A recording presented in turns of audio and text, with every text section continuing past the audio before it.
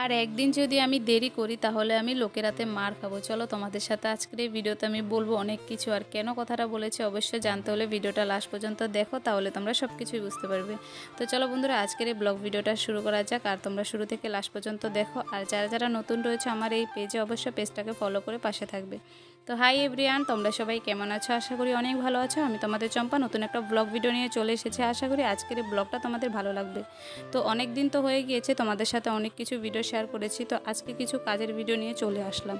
তো অনেক দিন হয়ে গিয়েছে, কিছু কাজের ভিডিও শেয়ার করা হয়নি, আর নিজেও কাজ করতে বসতে পারিনি, কারণ ঠাকুমাদের বাড়িতে আসা যাওয়া, তো তার জন্য আর কাজে বসা হয়নি। তো আজকে ভেবেছি কাজগুলো নিয়ে বসি, কারণ কাজগুলো সময় মতো না দিলে অনেকটা অসুবিধা হয়ে যাবে, তো তার জন্যই। তো কাস্টমার আমাকে ফোন করে বলেছিল যে কাজগুলো হয়েছে কি না, তো আমি বলেছি 2 দিন লাগবে, করে দেব। তো তার জন্য দেখো এখানে আমি সবগুলো কাজ নিয়ে আজকে বসে পড়েছিলাম। তো এখানে অনেকগুলো ব্লাউজের অর্ডার রয়েছিল, আর শাড়ির ফলস, অনেক কিছু বিভিন্ন রকমের কাজ রয়েছে।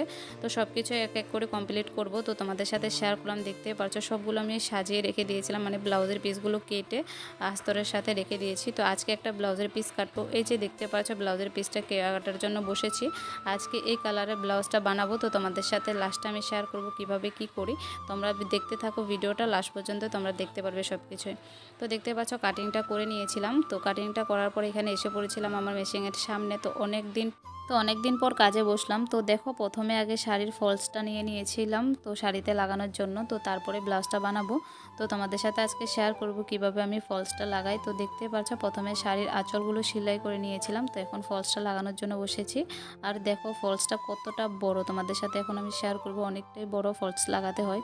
অনেকে বলে ফলস লাগাতে কত, কিন্তু দেখো অনেকটা লম্বা ফলসটা এটা লাগাতে হয় শাড়িতে পুরো। দেখতেই পাচ্ছ অনেকটাই লম্বা ছিল। তো এখন আমি টুকটুক করে সেলাইটা করে নিই, তো তারপরে তোমাদের সাথে যখন ব্লাউজটা বানাবো তারপরে শেয়ার করব। তো দেখো ফাইনালি পুরো মানে ফলসটা লাগানো হয়ে গিয়েছে, আর লাগানোর পরে এটা পিছের সাইডটা তোমাদের সাথে শেয়ার করলাম। আর তোমরা যদি কেউ আমার ভিডিওটা দেখে থাকো যারা সেলাই কাজ করো, আমাকে অবশ্যই একটা করে কমেন্টে জানাবে। তো তোমরা কীভাবে ফলসটা লাগাও আমাকে অবশ্যই একটা করে কমেন্টে জানিয়ে যাবে। তো আমি তো তোমাদের সাথে শেয়ার করলাম আজকের ফলস লাগানোটা।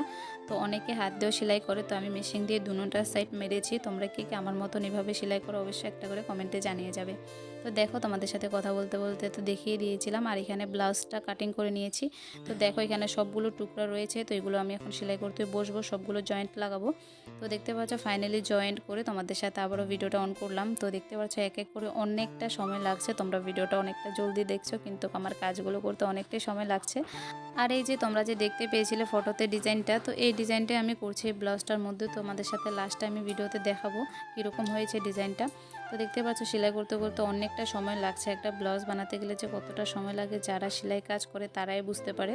তো আজকে সারাটা দিন লেগে গিয়েছে ব্লাউজটা বানাতে বানাতে। তো দেখতে পাচ্ছ এখনও পুরোপুরি কমপ্লিট করতে পারিনি, এটা আমি পরের দিনের ভিডিও অল্প তোমাদের সাথে শেয়ার করলাম। তো দেখতে পাচ্ছ এখন পুরোপুরি ফাইনালি ব্লাউজটা কমপ্লিট হয়ে গিয়েছে।